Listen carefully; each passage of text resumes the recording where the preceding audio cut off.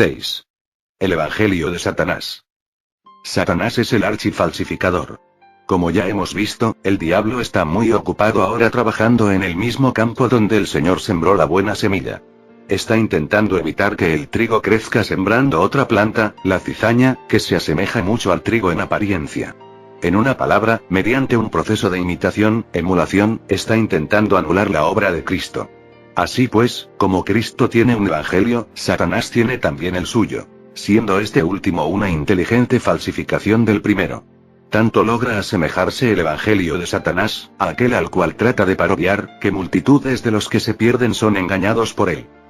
Es a este mismo evangelio de Satanás al que el apóstol se refería cuando les dijo a los Gálatas: estoy maravillado de que tan pronto os hayáis alejado del que os llamó por la gracia de Cristo, para seguir un evangelio diferente.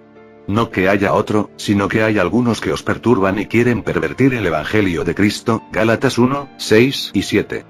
Este falso evangelio estaba siendo proclamado incluso en los días de los apóstoles, y la maldición más terrible fue declarada sobre aquellos que lo predicasen.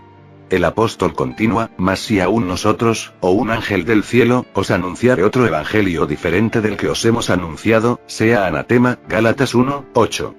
Con la ayuda de Dios es que ahora procuraremos exponer, o más bien, desenmascarar, a este falso evangelio. El evangelio de Satanás no es un sistema de principios revolucionarios, ni mucho menos un programa anárquico. No promueve guerra ni destrozos, sino que apunta a la unidad y a la paz. No busca poner a la madre contra su hija, ni al padre contra su hijo, sino que fomenta el espíritu fraterno por el cual la raza humana es considerada como una gran hermandad. No busca ahogar al hombre natural, sino que busca embellecerlo y elevarlo. Aboga por la educación y el cultivo, y apela a lo mejor que hay en nosotros, aspira a hacer de este mundo un hábitat tan agradable y confortable de manera tal que la ausencia de Cristo no se sienta y en donde Dios no sea necesario. Se empeña en ocupar tanto al hombre con este mundo, de modo tal que no tenga tiempo ni inclinación alguna a pensar acerca del mundo venidero. Propaga los principios del autosacrificio, la benevolencia y la caridad, y nos enseña de vivir para el bien de los demás y a ser amables con todos. Apela fuertemente a la mente carnal y es popular entre las masas, dado que éstas ignoran los hechos solemnes de que por naturaleza el hombre es una criatura caída, alienada de la vida de Dios, y muerta en delitos y pecados, y de que su única esperanza yace en el nacer de nuevo. En contradicción con el evangelio de Cristo, el evangelio de Satanás enseña la salvación por obras. Inculca la justificación ante Dios teniendo como base los méritos humanos. Su frase sacramental es: sé bueno, y haz el bien. Pero falla en reconocer que en la carne no mora el bien, no hay nada bueno. Proclama la salvación por el carácter moral de uno, invirtiendo así el orden de la palabra de Dios en donde el carácter moral es presentado como el fruto de la salvación. Sus diversas ramificaciones y organizaciones son muchas. La templanza, movimientos reformistas, ligas de cristianos socialistas, sociedades culturales éticas, congresos de paz, todos están abocados, quizás sin darse cuenta, a la proclamación de este evangelio de Satanás, salvación por obras. Su tarjeta de garantía es el sustituto para, de, Cristo. Pureza social en lugar de la regeneración individual, personal, y políticas y filosofías, a cambio de la doctrina y la piedad. La cultivación del viejo hombre es considerada más práctica que la creación de un nuevo hombre en Cristo Jesús. Mientras que la paz universal se persigue aparte de, o de forma separada de, la interposición, mediación, y retorno del príncipe de paz. Los apóstoles de Satanás no son dueños de clubes nocturnos o traficantes de blancas, sino que, más bien, son en su mayoría ministros ordenados. Miles de quienes actualmente ocupan nuestros púlpitos modernos, ya no están comprometidos en presentar los fundamentos de la fe cristiana, sino que se han apartado de la verdad y se han dado a las fábulas. En lugar de magnificar la enormidad, gravedad, del pecado y de presentar sus consecuencias eternas, lo minimizan todo diciendo que el pecado es meramente la ignorancia, o la ausencia del bien. En lugar de advertirles a sus oyentes de que huyan de la ira venidera, hacen a Dios mentiroso diciendo que Él es muy amoroso y misericordioso, como para mandar al tormento eterno a sus propias criaturas. En vez de declarar que sin derramamiento de sangre no se hace remisión de pecados, simplemente ponen a Cristo como el gran ejemplo y exhortan a sus oyentes a seguir sus pasos. De ellos debería decirse, porque ignorando la justicia de Dios, y procurando establecer la suya propia, no se han sujetado a la justicia de Dios, Romanos 3, 10. Sus mensajes pueden sonar muy plausibles y sus objetivos parecer muy dignos de alabanza, sin embargo de ellos leemos, porque estos son falsos apóstoles, obreros fraudulentos, que se disfrazan, imitan, como apóstoles de Cristo. Y no es maravilla, porque el mismo Satanás se disfraza como ángel de luz.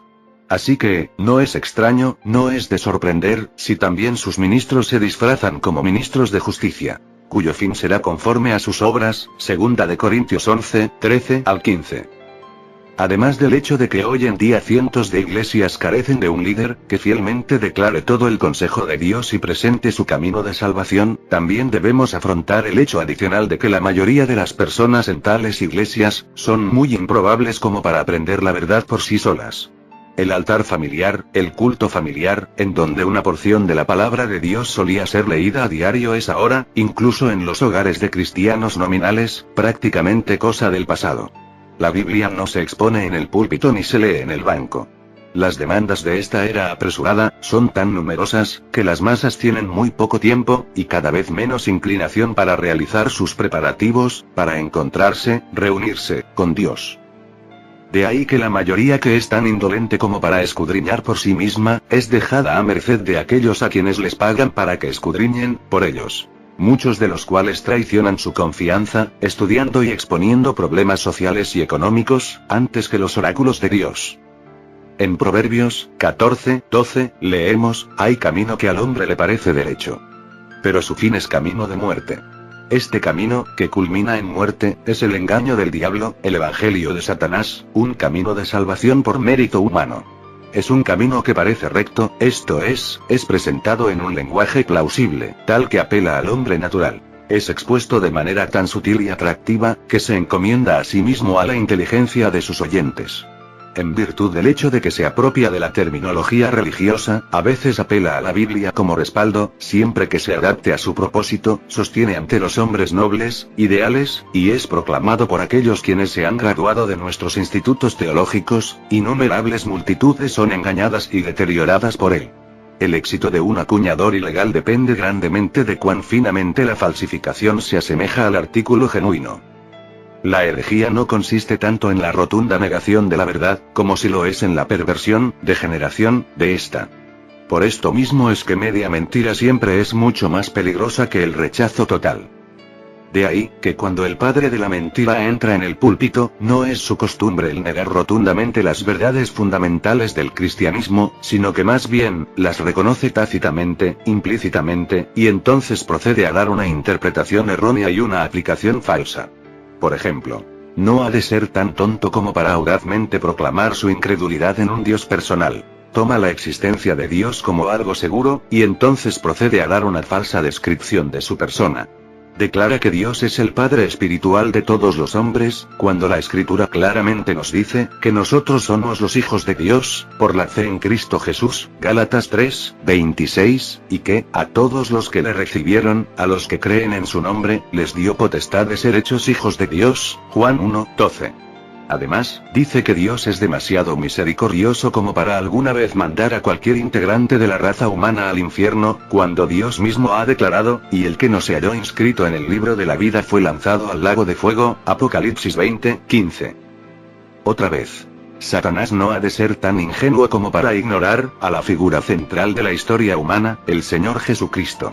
Por el contrario, su evangelio lo reconoce como el mejor hombre que jamás haya vivido.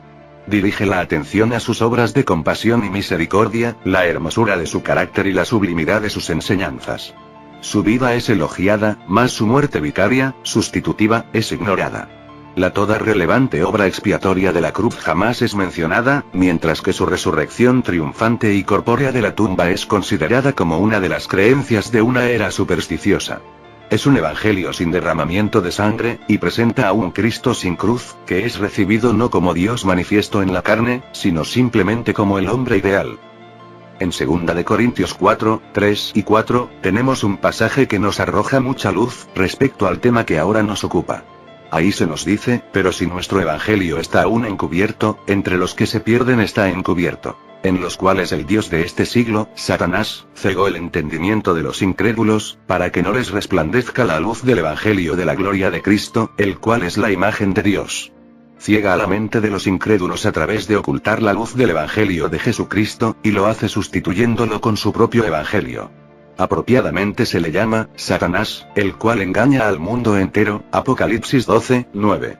Con solo apelar a lo mejor que hay dentro del hombre, y con simplemente exhortarlo a llevar una vida más noble, se ha proporcionado una plataforma general sobre la cual todos los matices de opiniones pueden unirse y proclamar este mensaje común.